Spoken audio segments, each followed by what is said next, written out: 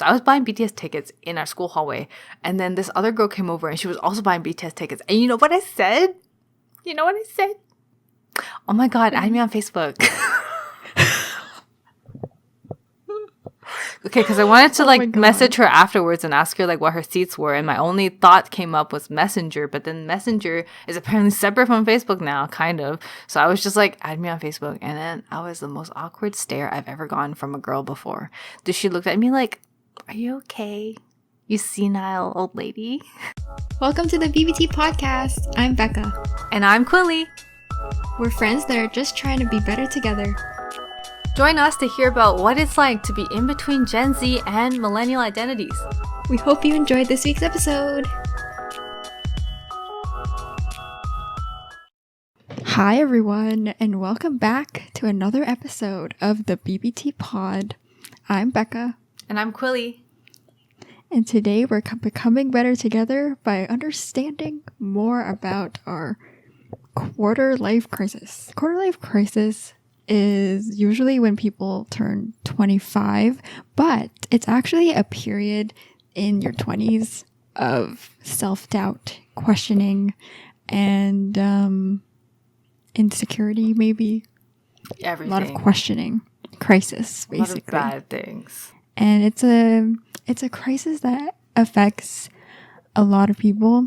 I saw a fact or a stat on LinkedIn, and it was like LinkedIn. 85% of people between the ages of 25 to 30 have experienced a quarter life crisis, and it's usually as a result of career choices or career planning, relationships, friendships, moving out, and things like that, to buying your first house and those type of things. Life transitions and changes in your life. Comparing your life to other people's lives. And I think it affects us because up to this period in our life, we've just been in school and everything has been the same for everyone around us. Mm-hmm. And now we're finally in a position where it's just like a fill in the blank and everyone's trying to figure that out for themselves. And it's hard because everyone has their own life goals and we're not in the same boat as everyone else anymore. Yeah. And so, yeah, success looks different to everyone. Exactly. Yeah. Well, to help you guys understand more about what quarter life crisis is and whether you have it or not, because I'm thinking most of the audience that we get probably are around this age range. And you might be having a quarter life crisis. So we're taking advice from, well, not advice, but like tips, advice, stuff from our favorite website, BuzzFeed, okay, where they've helped us assemble 25 signs that we might be having a quarter life crisis. Yes, and we're going to go through that today. Yes, one by one. To determine whether we are having one. Exactly. And then you'll know by the end of this whether you are having one as well. And then we can just join the party. It's a huge party of people who are experiencing a quarter life crisis. Okay. All right, let's begin. Okay, Chloe, let's start. All right, number one. Okay, well, they chose this one where you're turning 25 this year. Depending on when you're listening to, you might be turning 25. You might be turning 26. You might be turning 27. But you're around this age. Yes. Okay, number two.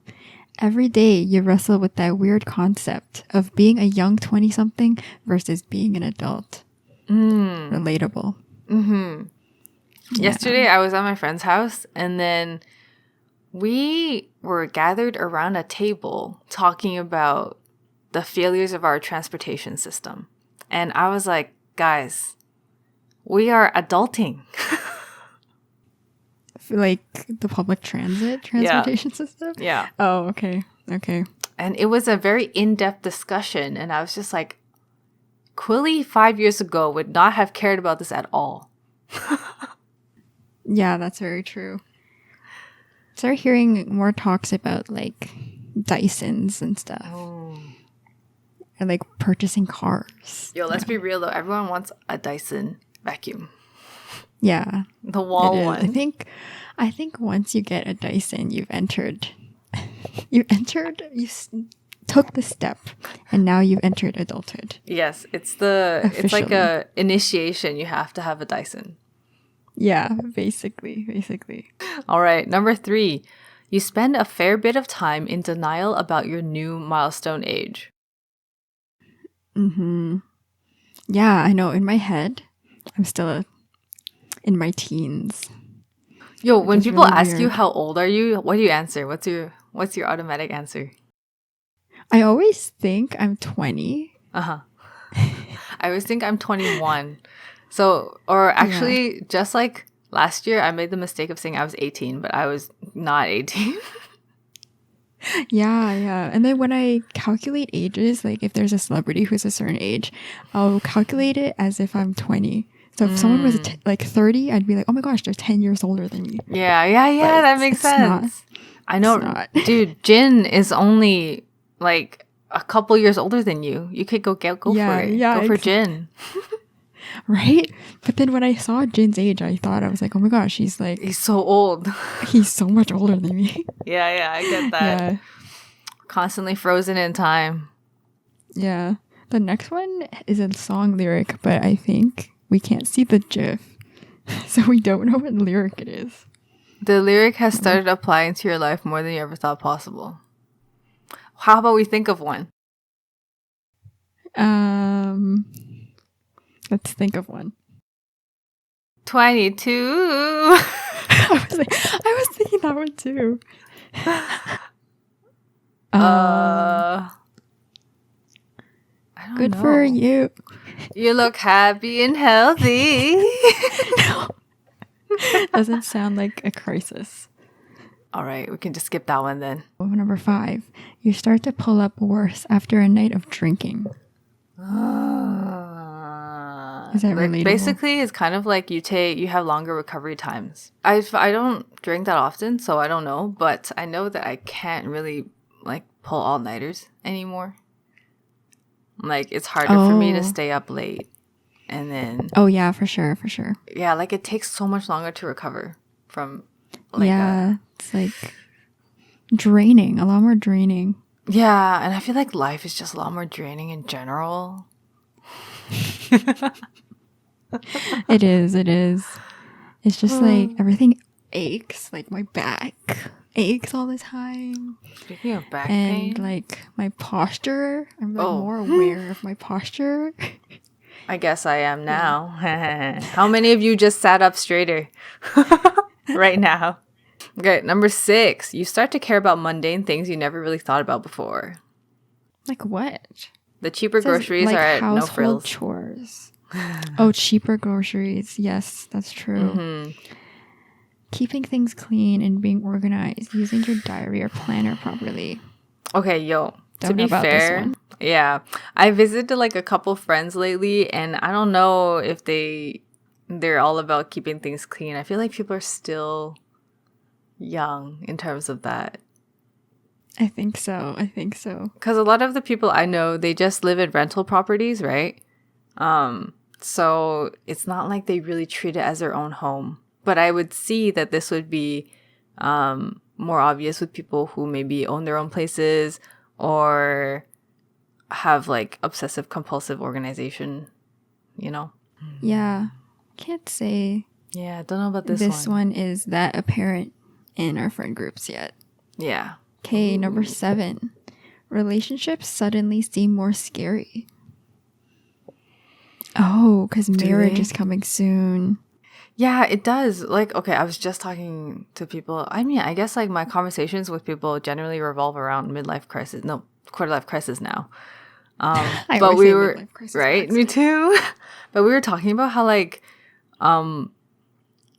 dating casually, yes, but then you have to consider like serious things now. But the thing is, you only have to if you conform to traditional values of what dating and marriage is, you know? Yeah, I agree. Because you don't have to get married at 30, but everyone thinks you have to. Right? Very traditional. And I think now with the pandemic kind of taking 2 years, you feel more behind. Everyone feels like they have to rush more into it. Yeah. So I think it accelerated that part of our crisis, you know? I agree. Yeah. Like, the thing is, a lot of, I know I have friends who, like, their parents are giving them pressure. Actually, this is the next one. It says here, and your grandparents or parents start asking that inevitable question, when are you going to have children? So, with, like, traditional families, they, like, give you pressure to find someone, get married, have children. But what if this is not your life goal? What if that's not your values? I don't like it when your parents are like, but I also understand, like, when they push their values upon you, where they're like, oh, I want you to have children, or I really want you to get a significant other, da da da. But what if that's just not for me right now? You know? Right. Yeah. And then it ends up making people feel like they're behind in life or something, and their value is based upon having someone else in their life and not them and their own achievements. Like, this reminds me of this thing in China called 剩女, which is like what is that wordplay thing called? Homonym. So 剩女 is kind of like a wordplay. It's not really homonym, but it sounds like the word 剩 means leftover, but it also sounds like saintly. So like an angel or something. So then there's this term that they use in China called 剩女 to address women over the age of like 25 or 30 who don't have a partner yet, who aren't getting married. And then their parents are really, really desperate, and they literally take their child's resume and put it in the park. Oh, yeah, you told me about this one before. I actually hate this so much. Yeah. Number 9. You constantly go back and forth between the battle of going overseas to explore versus building your career. Do you get that? Yeah. I mean, yeah, like quitting and just doing what I want. Me too. I think about like how you kind of have your career laid out in front of you, and you can work in this organization for how many years and whatever, but I get the itch to like try life somewhere else too. Yeah, for sure. Or like do something completely different. Yeah. 'Cause like we decide what we want to do when we're 18 and we go to school for it. But then once we finish school, that's our career. And then we're just going to be doing that for how many years? Or that's how it's always been, right? Well, like the older generations, they expect us to have a career path, which is we just have one career pathway and it follows like one direction. But I think it's like more and more common now with like people our age and millennials to choose multiple options. However, you're always going to be faced with people who are going to say like, oh, but you're going to start at the bottom again and like whatever. And it's like all this like job stability. Yeah. And like, but how about the pension? And how about like the benefits and things like that? Yeah. Or like, oh, you're really going to take that pay cut? Like, is life really all about money? Well, the next part is like an extension of number 9. Number 10 is because if you go overseas, you get to experience a whole new world. I'm just going to connect that into 11 because they separated it, which I think is a cop-out. Okay, so basically the whole thing is you constantly go back and forth between the battle of going overseas to explore versus building your career, because if you go overseas, you get to experience a whole new world. 11, but if you could work and climb that corporate ladder. How many of you out there have thought about what you really want to do in life? Like, I know a lot of listeners are probably content with just climbing the corporate ladder. And honestly, there's nothing wrong with that either. But what I get pissed off about is when people who want to stay with the status quo are saying negative things about people who don't want to. They're going to say you're stupid. They're going to say you're dumb for not choosing the stability. But who are you to comment on someone else's life choices, right? Yeah, I agree. And that's kind of like all the boomers. I'm sorry if you're a boomer and you're listening to this and you feel offended. Yeah. I think that's just how we've been conditioned to think, right? And even like Quilly sent me a post a couple of weeks ago on Twitter, and it was like, oh, well, like millennials and Gen Zs, they don't want to go back to the office, and they're gonna suffer because they're not in the office and they're not gaining experience from being around people in the office, and they're just gonna suffer. They're not gonna grow, but they're not gonna be like good adults because they're not getting that in-office experience. Yeah, as like, if all your social skills are built in the office. Oh yeah, based off of the office, not even. If I can find that article, I'll link it here, but it's really one-sided. And it's by like what, Business Insider or something? Yeah, it was some corporate like boomer website. Like the comments literally were like, the article was so upset that people our generation don't want to become corporate slaves. Yeah. They want to find meaning in very something toxic. else, and they want to have personality outside of job, and they're just so upset about that. Yeah, no, it's kind of reading stupid. it, and it was so dumb. It was literally like, oh, if you're not in the office, like how are you supposed to learn to have like emotional stability? Because when you're in the office, like you have to suppress so many feelings and things like that, because you have to like gain emotional strength. Yeah. Blah blah blah. You have to learn how to not stand up for yourself when your manager is talking down to you. You just have to suck it up. By the way, I'm being sarcastic. Don't do that. Yeah. And then when you're in the office, like you have to do so much Small talk conversation that don't actually mean anything. Why don't we give them an example? How was your weekend? Yeah, the same old. I just spent some time up at the cottage, caught up with the uncle. Nothing really, Yeah, we set up a little fire roast outside. Yeah, and then fast forward to like Wednesday. Wow, it's Wednesday. Halfway through the week, hump day. And then it's like, any plans for the weekend? Yeah. I was just living for the weekend, and it's not the most productive conversations that you could have. It's kind of depressing. I would say it's like, I wouldn't say it's uncommon to make friends at work, because you can make friends at work, but a lot of the times the conversations that you have with people are like that. Mm-hmm.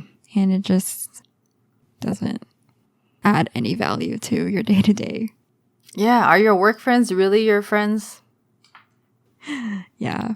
Like, okay, I have a slight story. Don't think they watch this. But I made friends with a couple of my coworkers this one time when I worked at this one place. But then I later regretted doing that, because you end up bringing personal feelings into whatever. And then plus, like, they didn't turn out to be really good people anyways. So the thing is, like, you vibe really hard with them, or at least I vibed really hard with them at work. But then afterwards, I found out that it's not really meaningful. Mm-hmm. True. I can't really put it, I can't really explain it without describing the events, but the I situation, can't do that. yeah.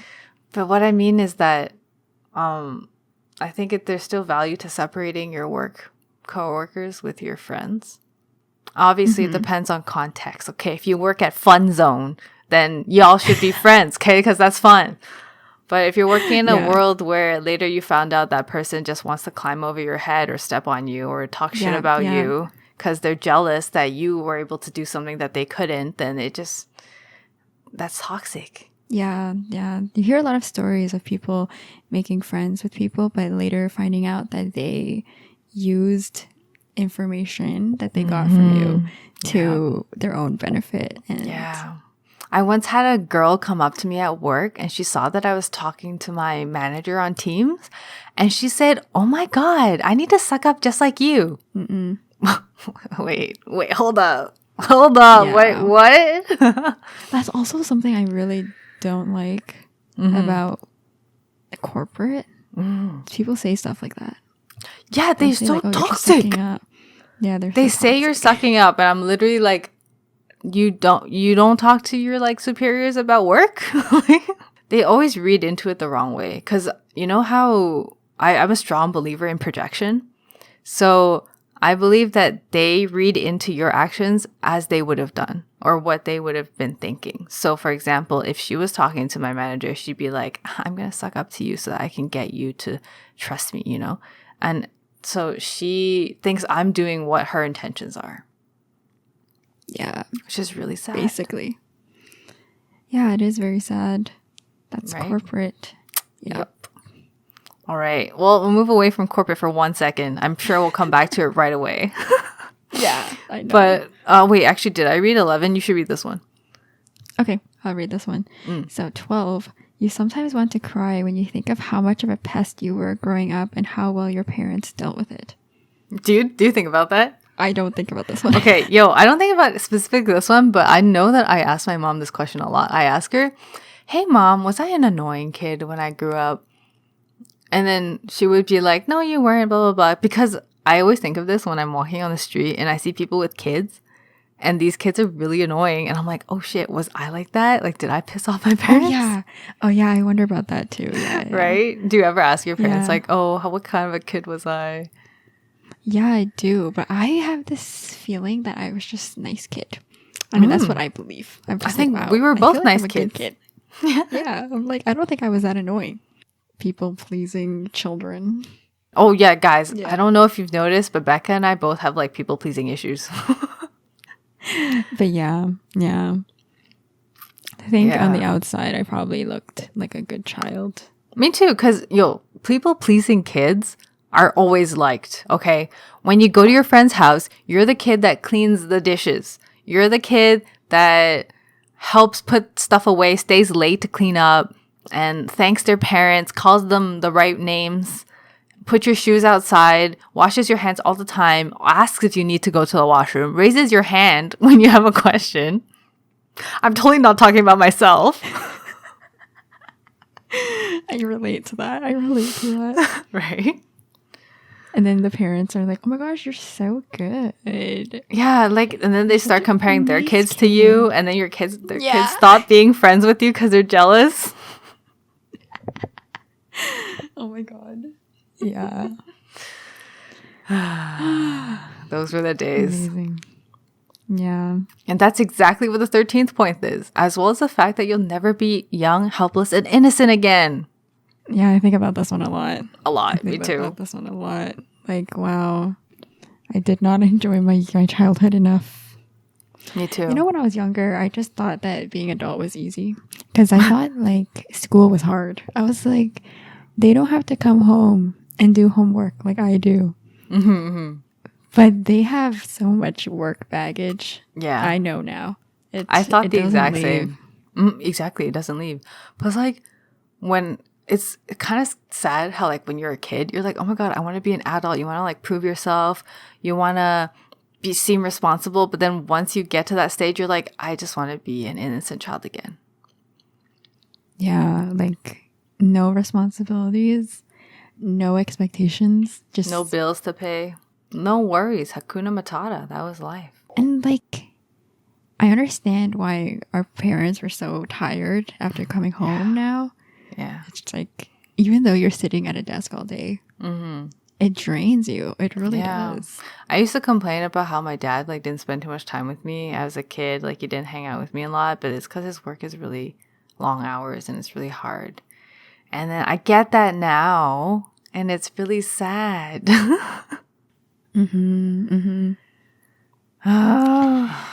To be a child again. Those days where you didn't have to pay your own bills and your parents would wake you up in the morning to take you to school.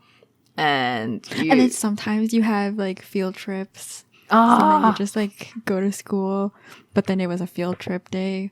And then you didn't really have school. You just go to school to play. Or if you had a substitute teacher. Okay, there's this one time, my friend and I pranked the substitute teacher.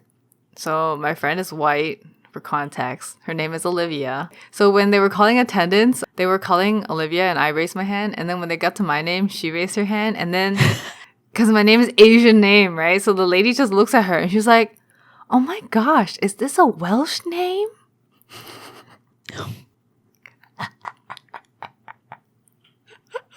I felt so bad. The rest of the class were looking at us like, oh my God, they did that. And then my friend was just like, yep, yeah. How did you know?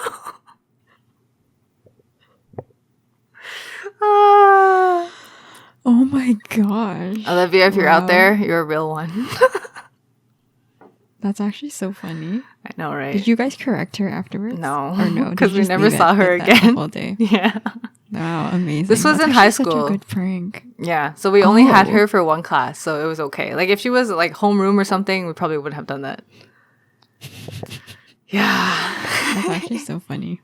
Oops. Wow. All right, next one. Number 14. Doing your taxes make you feel like you're having a nervous breakdown. Dude, for real.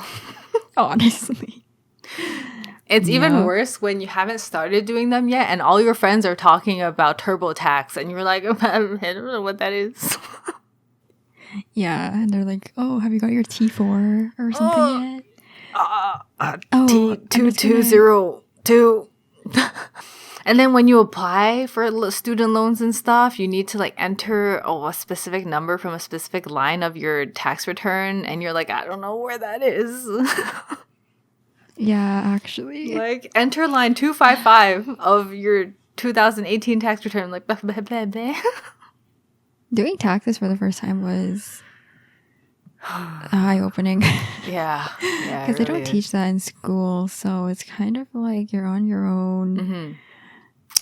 You know what theory I heard recently? Theory, okay. There's a theory. At least this is about taxes in the U.S. Which yeah. Okay. Well, okay. I'm gonna say it. I don't know how to say it properly now. Okay, now I'm anxious because you know it. So if I say it wrong, then it's awkward. But I'm gonna say it anyways. Okay, so basically, they make taxes this complicated because the jobs of the middlemen are important. Because accountants need to keep their jobs, so they can't make it any simpler. Because otherwise, we don't need them anymore. All right, 15. As much as you try to stick to a budget, sometimes managing your own money just sucks. Also related to capitalism. Relatable. Very relatable. Yeah. Sometimes you just want to spend your money on things that you don't really need. Yeah. And that's okay. I think it's justifiable. Me too. If it makes you happy, get it. Same. Okay. Within reason, okay. Like don't get like a McLaren or something. A what? A McLaren. Nabi, I want a Bugatti. I agree. We have friends out there who would definitely go for a McLaren if they could. Yeah. Okay, so I've talked to a lot of my friends, right? And then a lot of them have like just recently started working and stuff like that. And then it's so hard to manage budget. Like, oh, people say that your housing should only be 30% of your budget. But for some people I know, it's like 90%. And they have to cut into their savings or have their parents help them. Like, it's impossible. It's impossible to stick to a budget unless you want to eat like craft dinner every day. Yeah. Even vegetables are expensive. Really hard. Yeah. Like, guys, eating good food, having access to vegetables and healthy options is such a privilege. It is. It really is. Yeah, I know a lot of you listening are doing fine in terms of like the food department, but there's people out there who can't afford to buy fresh carrots. Yeah, actually. So sad. Don't waste food, guys. Don't toss out food. I swear. I'll find you. Yeah. I'll shiv you. Okay, number 16. Ooh. Does it get serious? Losing touch. Yes, it does get serious. Losing touch with some friends is just an inevitable thing that will happen, and you're still learning to deal with that. 100%. Yeah. It's like you realize that you were friends with some people just because you were in the same place with them, like in uni with them and stuff like that. So, yeah, it's inevitable, but it happens. Right? It happens. People move on. People become closer with their work friends. And, work friends. Are they really real friends? Or maybe my experiences are just bad with work friends. I think it depends where you work and things. Ooh. But yeah, literally yesterday too, I was just talking about how so I was talking to a couple of uni friends, and then I mentioned how people are moving on. Like like people are moving to different countries, they're moving to different cities, taking up different jobs, and you just can't be friends anymore. It's so hard. Yeah, you're in like different places as people used to see every day, which is wild. Then that made me think about how like the reason why my parents don't have that many friends is also because everyone's just occupied with their own lives. And especially after people have families, they just like put aside their connections with other people. Yeah, very true. Yeah. Which is so sad. Mm-hmm. Like you look at adults and a lot of them are just like focused on their family and stuff like that. Yeah. Sorry, I was making distracted a by funny your own face. Yeah. I was showcasing my buck teeth. Sorry. Watching this on YouTube is clearly more fun. But yeah, no, I totally get that.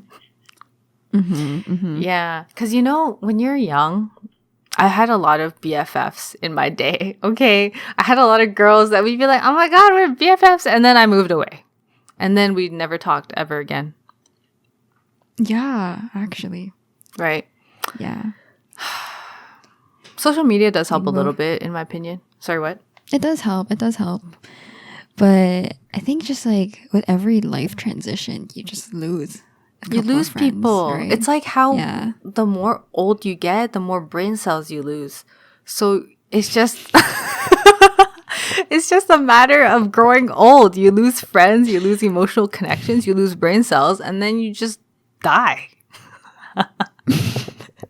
Sorry, that went weird. That got really weird. Clearly, we haven't mastered dealing with that. It's just like losing brain cells. Yeah, exactly. Losing friends is like losing brain cells. Because when you have more friends, I'm going to stop trying to justify my weird connection. All right, second 17.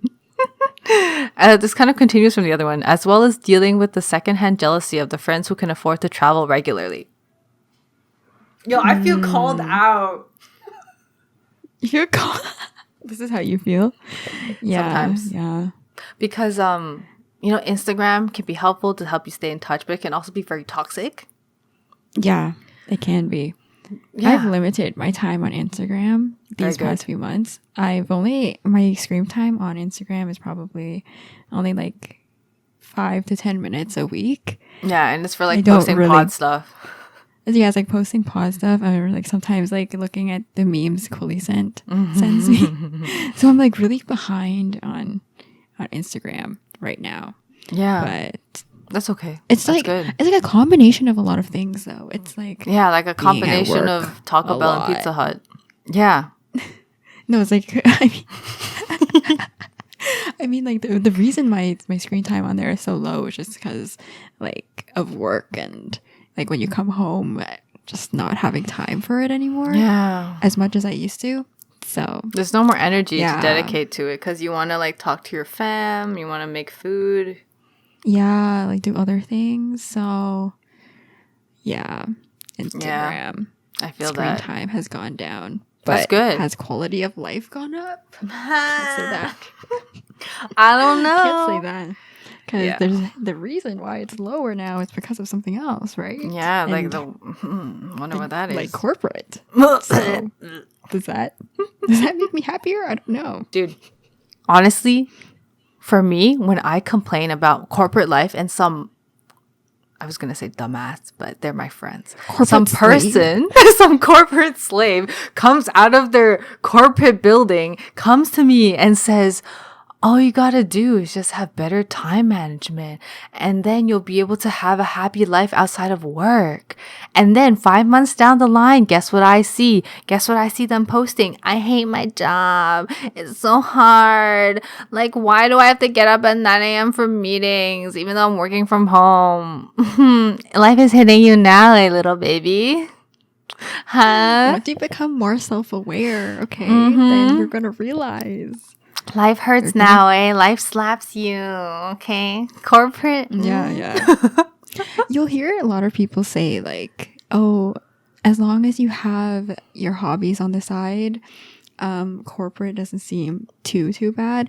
And while I get that, there's so much time that you're spending at work. You're going to work 35 to 40 hours a week. If you don't have the slightest interest in it or the passion for it, it starts to tear at you very, very quickly. Yeah. And it's you like, get home, you don't want to do the hobbies because all you want to do is like rest. yeah, you have Because no you're energy. so burnt out. Yeah. Yeah, I find this So- in my parents too. Back in the day, I was actually kind of a little dick, okay? I was like, Mom, why can't you play with me? And I would bother her, right? Because I also don't have siblings.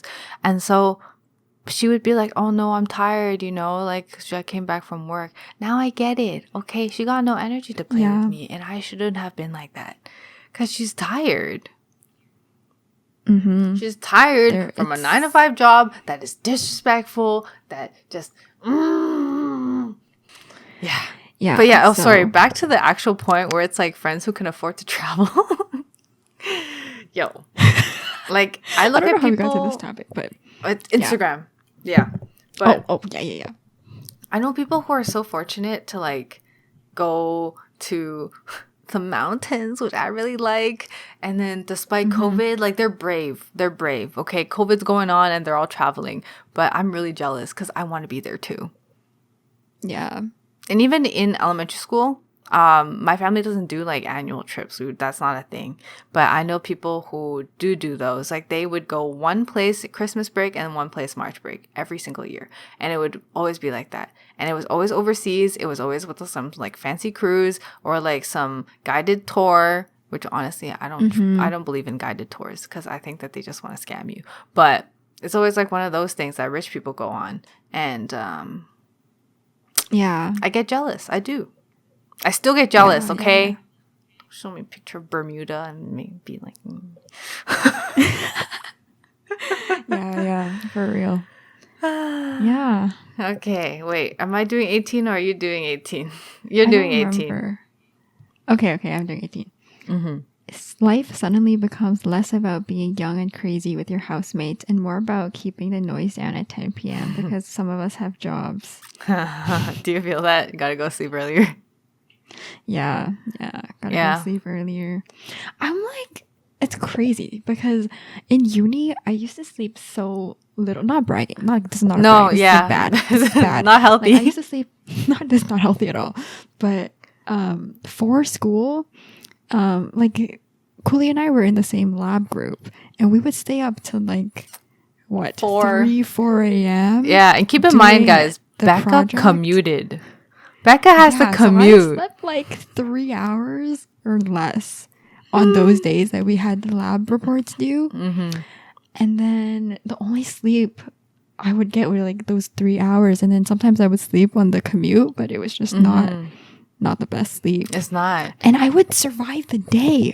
Yeah. And I would have like a 9 to 9 day. Yeah, and on she the lab would go day. home at like 9 p.m. after like writing for hours in the library after our 7-hour labs. Yeah, we had 7-hour labs, guys. Yeah. Whew, with hard hats, lab coats, and the smell of glacial acetic acid. Tell me that is not torture. Tell me. But Yeah, Becca, like, I honestly would, like, don't know how I did that. I don't know how you did it can't do either. that It's now. like literally one of my biggest inspirations is watching Becca actually show up to class before me.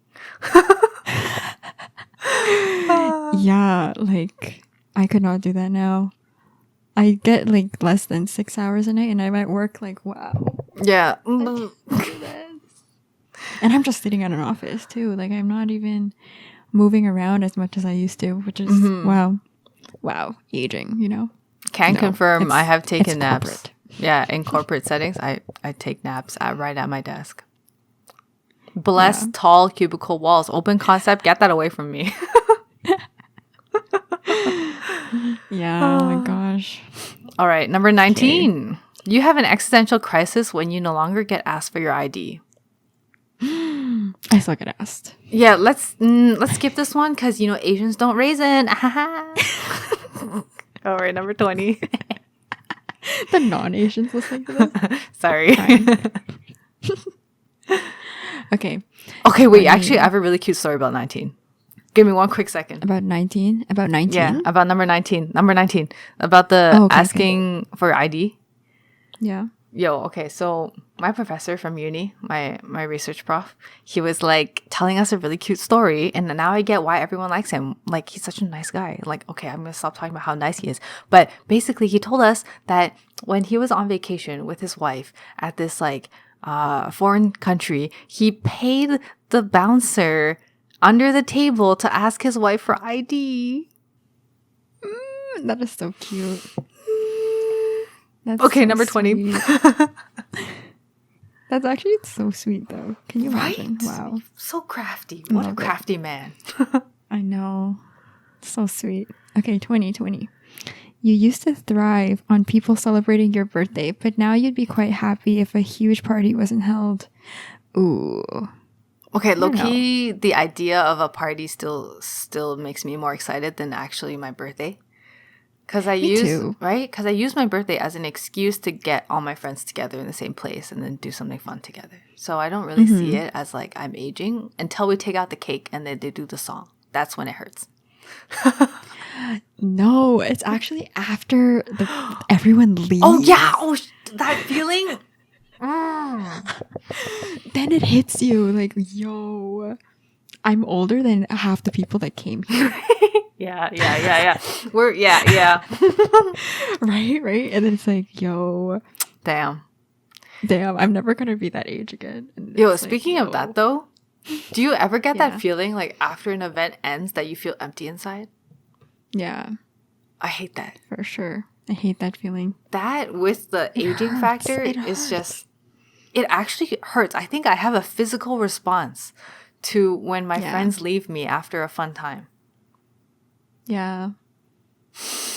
Yeah, so that combined with the birthday thing, the birthday blues. Oh, it hurts. I get that, man. I get that. Oh my god. Okay, yo, do the next one. I was just gonna talk about this. Staying out late.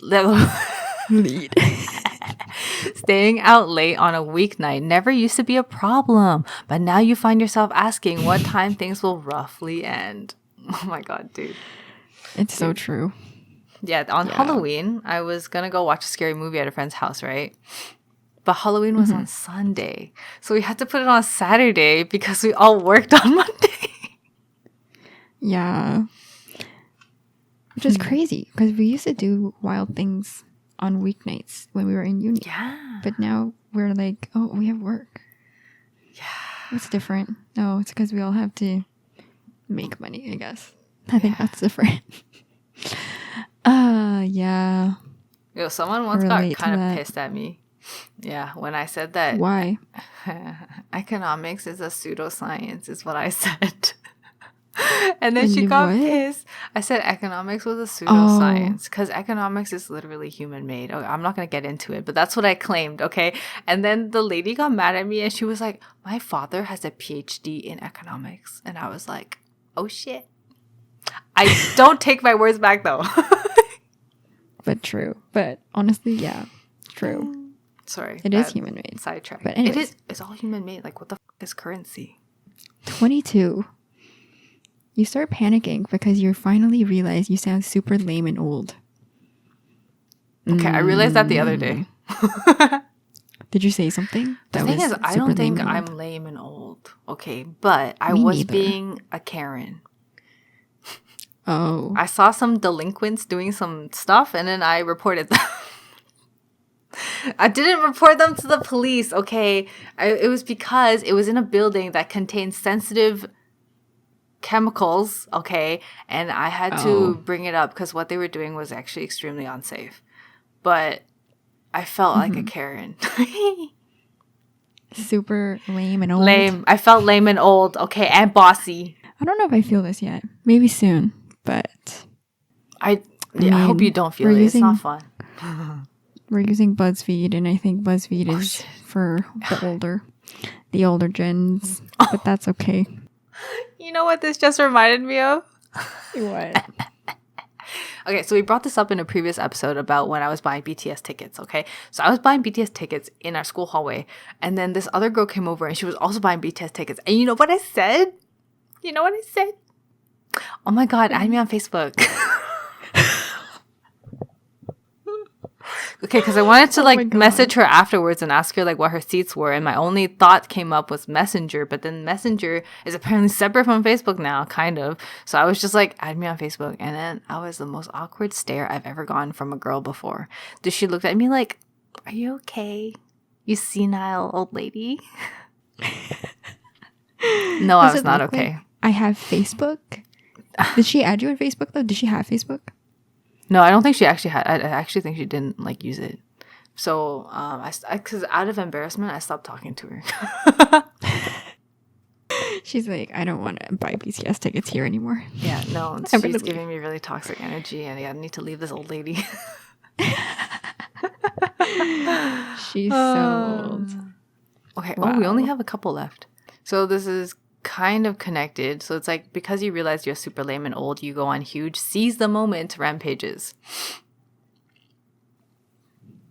Have I had that? Seize the moment rampages? Yeah. I don't know if I've gone through a seize the moment rampage. What's a seize the moment rampage? I don't know. They don't really have a definition here. But it actually kind of connects to the next one. So it's like seize the moment rampages, which promptly ends a week later. So I think what they mean... Yeah. It's probably like doing random things, like hobbies and stuff. Yeah, like buying a bunch of stuff and then just like wanting to go all out on something. I mean, I've done that. I have so much yarn that I need to crochet. I'm not doing it though. I bought so much because I was like, I'm gonna do so much in my spare time, and I have not touched them. Yep. I also bought knitting needles. I have like 18. I saw. I saw 18 sizes, and I'm like, and I bought yarn for it, but I have not touched it. I have not even looked at a knitting tutorial yet. And that is my seize the moment rampage. Exactly. We have a lot of these because the thing is, we want to seize our individuality back from being a capitalistic slave, so we want to do extra stuff, right? So I bought polymer clay. I bought cookie cutters that look really cute. Yeah, Sakura ones. Okay, they're really cute. And then I bought books to read because I was like, I want to feel one with like culture again. Yeah. Oh yeah, I have so many books that I want to read too. I was like, I'm gonna read the entire Lord of the Rings series, and I'm called out right now. Halfway done the Hobbit. I just bought the box set last week. Yeah, I saw. You showed me. Getting called out. That's okay. Yeah. I mean, we're in the same boat because we both wanted to read it. We both want to read it. So the thing is, like, I do have the PDF. Okay, I'm not gonna say if I got it for free or not, but I have the PDF. But I didn't think that the PDF could motivate me enough. So when I was at Indigo, I was like, oh my god, look, they have the box set and it's not that expensive. So I bought it, and now it's just sitting there. But I will read it. Right now I'm reading Howl's Moving Castle. Yeah, the actual book version. Yeah. Yo, honestly, I want to do book reviews. I really want to do book reviews. Yeah, we should do it. Oh my gosh, once I finish reading The Hobbit, let's go. Let's talk about it. Let's talk about it. Let's have a book club session. Perfect. Okay. I hope this is not one of our seize the moment rampages that ends a week later. Yeah, honestly. But okay, we're finally at the last point. Yep, which is, and you start saying phrases like, remember 5 years ago when we were in college, and that would always trip you out. Ooh, yeah. Yo, literally, we say this almost all the time. Yeah, it's like, whoa, that was so long ago. Remember in first year? Remember in second year where I got embarrassed in that public area and some guy was yelling at me and then I started crying? Oh, yeah. On Rebecca's birthday. Yo, that was actually really funny. It's funny when you think about it now, but it was painful when it was happening. But TLDR, on Becca's birthday, we were supposed to be celebrating, but then there's one psycho, I'm sorry if you're watching this, but I'm kind of pissed at you still. But he came along and he started yelling at me and accusing me of doing all these things, and I started crying, and Becca was sitting there like... And I had cake too. There was the cake in front of her.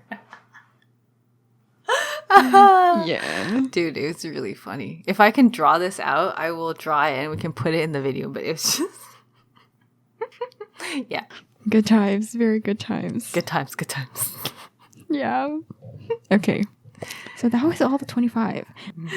All right, guys. Thanks so much for watching. Make sure to subscribe to us on YouTube, Spotify, and Apple Podcasts, and we'll catch you in the next episode. Yeah. Goodbye. Hope you had fun today. Bye-bye. Thank you for listening to the BBT Pod. Our music is by our friend at soundcloud.com/MIERUKO. See y'all next time. Bye.